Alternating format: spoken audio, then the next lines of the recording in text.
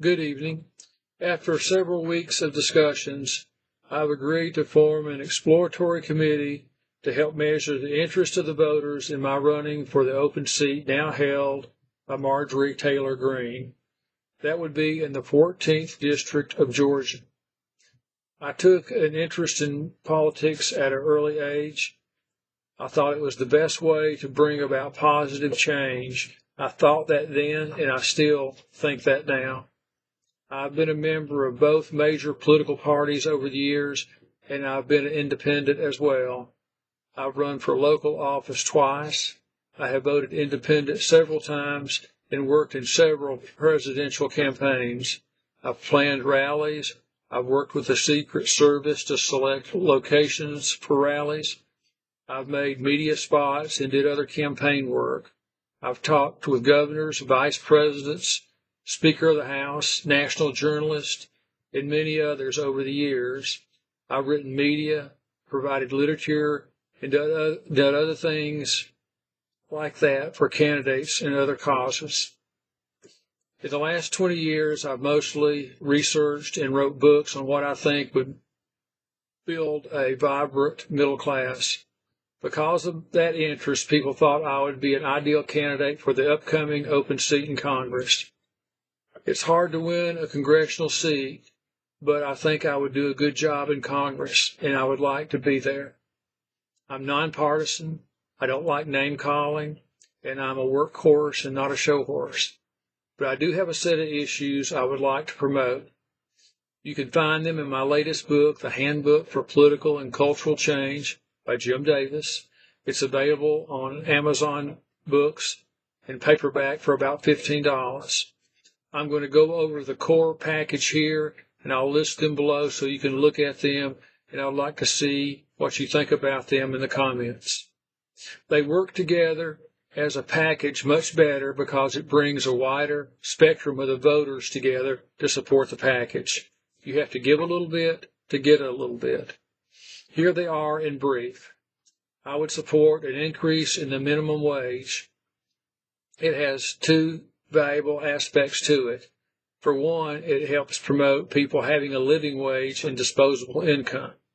Secondly, it would affect people like Walmart and other multinational corporations who pay their workers so little that they continue to work for Walmart, but they also are available for welfare. Walmart actually has meetings where they tell them how they can go and sign up for welfare. This is nothing more than having the taxpayers help fund their business.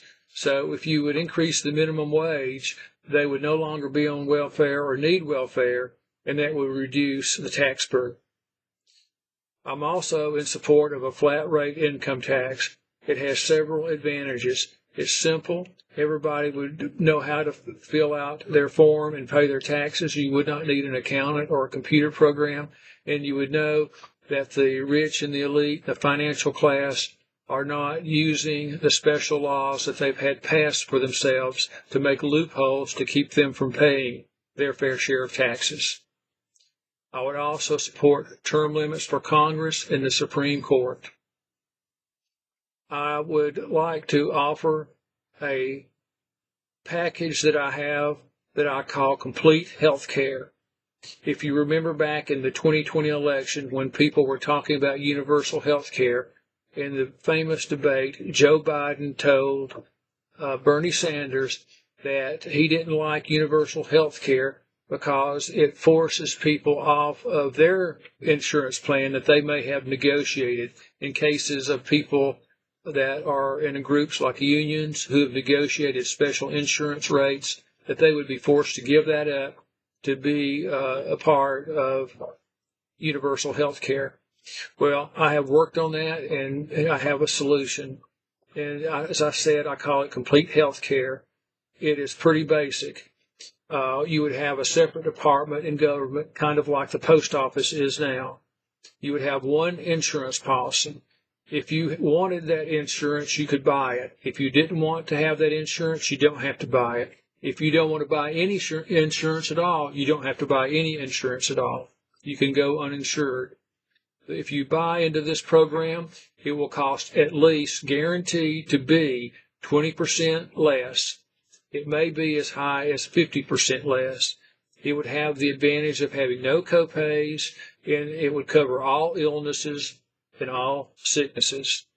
It is virtually the type of program that every other that every other country has in the world except for the United States. The next item is I would limit interest rate caps to the 1955 levels.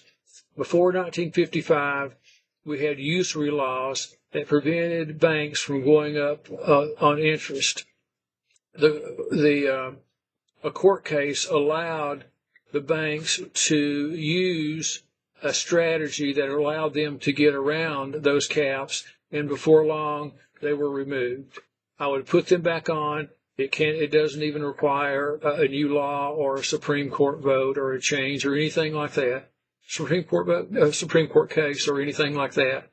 I would have the 1955 levels returned to 3.99% for mortgages and 4.99% for revolving credit. I would support a balanced federal budget to be phased in over 10 years. The state of Georgia, where I live, requires that the state budget be balanced. It's worked out fine. I would propose a freeze on income taxes at the current level for the middle class. This would prevent young people and conservatives, anyone else who might be afraid of any new program that might increase their taxes. That way, if we can find a way to help the poor, help the hungry, help people become self-sufficient, then we can implement these programs without people at home being concerned that their taxes were going to go up. Next, I would favor breaking up monopolies and conglomerates, particularly the communications industries.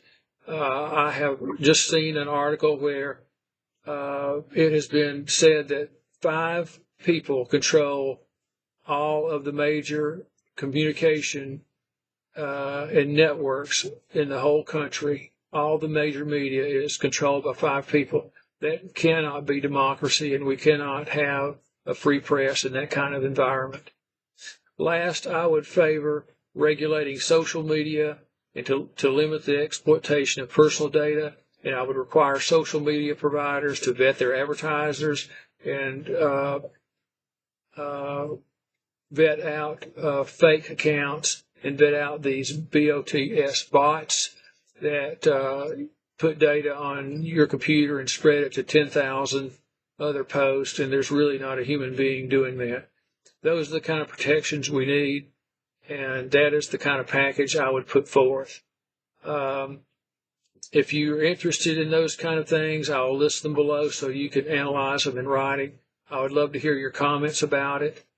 If you're interested in working in a campaign, I would be interested in that. If you're interested in talking campaign strategy on how someone would win, if you have an opinion on which political party I should run under, I'd like to know all of these things and know all of your opinions. If you'd like to contribute money, that certainly would be welcome too.